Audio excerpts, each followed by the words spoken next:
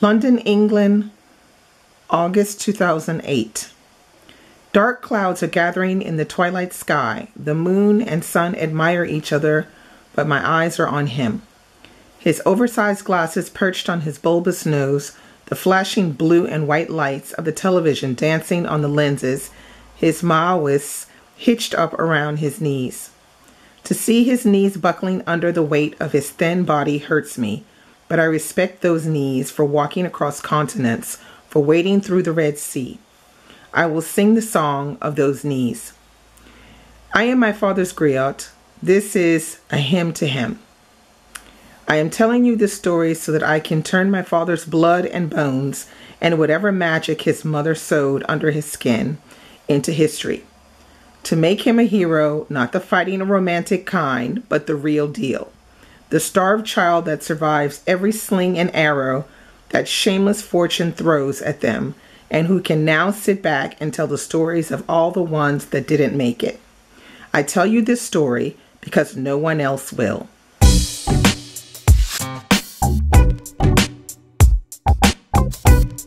Hey guys, I'm back again, and I'm here with a review of Black Mamba Boy by Nadifa Muhammad. Okay, this was the Read So Lit Book Club read for the month of March. And wow. This was a really fantastic read. This is Nadifa Muhammad's debut novel.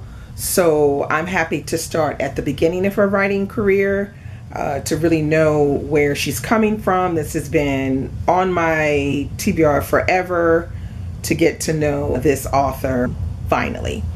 So this book follows the life of Jama.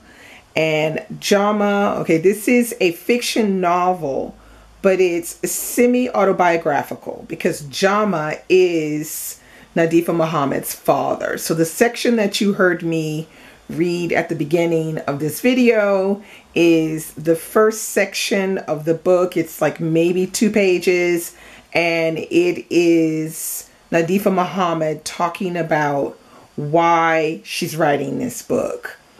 And we follow Jama on the journey of a lifetime. So Jama and his mother are living in Yemen, and they are living with some distant relatives.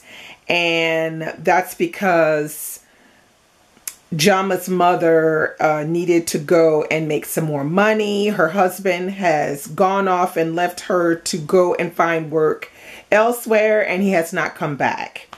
So she decides to take matter in her own hands and try to earn money herself. So she goes to Yemen to do that while staying with relatives. Now these relatives are crappy. Okay, they're trash. They don't treat her well, and they do not treat Jama well. So that is the beginning of this story, which kind of feels like reading the Odyssey in a way, because the travels and the voyages that Jama goes on, which he goes on in search of his father, because he sets off quite young to do that, and he's extremely determined. And I think he might be like right around 12 years old or something when he decides to go off searching for his father, and nobody can steer him away from this idea. So In Search of His Father then brings us, the reader, through a discovery of this area of the Middle East. So we're moving around Eritrea, Somalia, Egypt, Yemen. We're moving around here, and we're moving around these countries between the 1930s and the 1940s. So we're learning a lot about the colonization of Eritrea, and that the Eritrea was colonized by the Italians. And we learn a lot about how that colonization happened. And I think I remember statistically at one point there were more Italians in Eritrea than Eritreans at one point. That's how much they tried to colonize and take over this area, mostly because of its location directly on the Red Sea. So it's the first half of the book is a lot of the socialization of Jama, with the other street children in the neighborhood that they're living in, and the difficulties of just living, eating, you know, having allies. And we sympathize with him as a child because it's never easy to make friends or be a part of a group.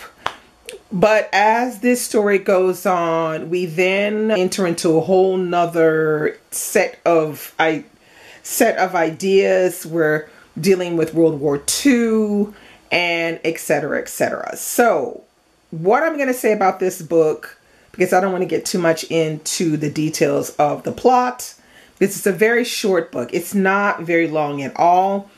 But what I want to say about it mostly is that Nadifa Muhammad's brilliant writing, and when I mean brilliant, I mean she has really captured her father's essence into this book.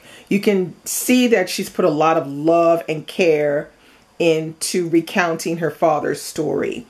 But not only is the book, has she written it well, but she also schools the reader on a lot of different issues concerning colonialism in this area, and also tells us about some events that happened that, I mean, I personally, and neither did the other ladies in the book club, did not know about some of these things. So we found it all extremely interesting and made me go and look up some information for the book club to, you know, add information and stuff into the different events that happen along the way, along the journey that Jama takes. So this is a book that is going to enthrall you.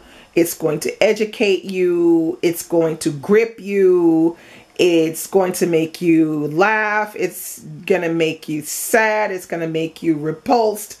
It really does have every emotion going for it. And I think that's why this book is so good, because it feels real. It doesn't, you know, some books, they have only bad stuff or only good stuff, and there's never enough of both for the story to really feel real, you know, and she does it brilliantly when she's telling the story. I highly recommend this one. This story is her first novel, and you know, her latest novel that just came out that was up for the Booker was The Fortune Men. And in the beginning of this book, she mentions the Fortune Men, and we kind of see that link, even if you haven't read The Fortune Men yet. But if you read this first, you're going to understand where she's coming from, having written The Fortune Men as her latest novel. So I highly recommend this one, and I recommend starting here, because I think this will give you a better idea of who she is as a writer and how she got started, and you too will be under the spell of her fantastic, beautiful writing. So that's all I have to say about Black Mamba Boy book club. We loved it. We probably gave it about a 4.3, 4.4 stars. So yeah, we really were digging this one. I highly recommend. Bye.